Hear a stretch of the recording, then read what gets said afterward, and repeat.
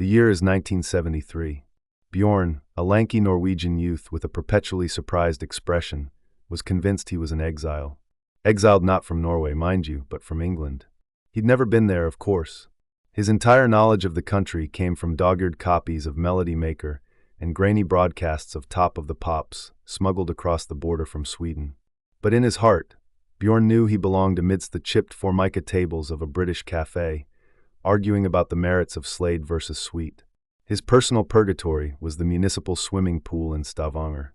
A concrete behemoth reeking of chlorine and disappointment, it was a far cry from the glamorous, gritty England he envisioned.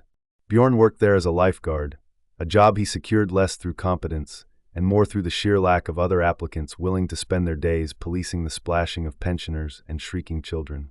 It was there, amidst the echoing hollowness of the pool, that he met her.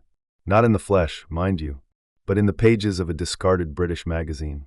A photo spread on the Grimsby Gala Girls, a synchronized swimming team from, you guessed it, England. One girl, Brenda, caught his eye. With her slightly buck teeth, determined scowl, and a swimming cap pulled taut over her head, she was the epitome of British grit and glamour. Bjorn was smitten. He cut out the photo, plastering it on the inside of his lifeguard tower. Every day he would stare at Brenda, imagining her life in England.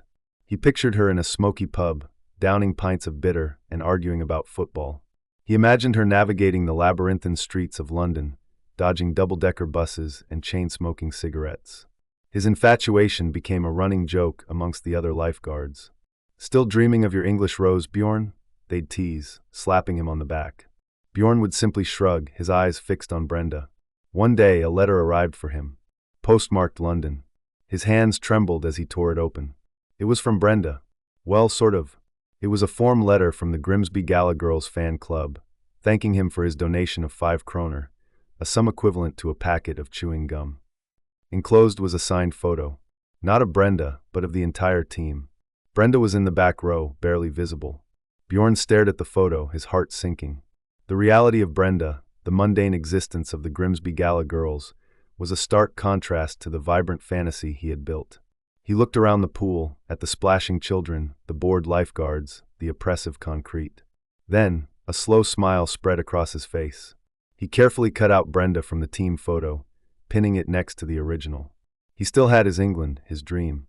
And maybe, just maybe, that was enough. After all, even in the most chlorine-soaked corner of Norway, a boy could still dream of a girl, a country, and a life that was just a little bit more interesting than his own.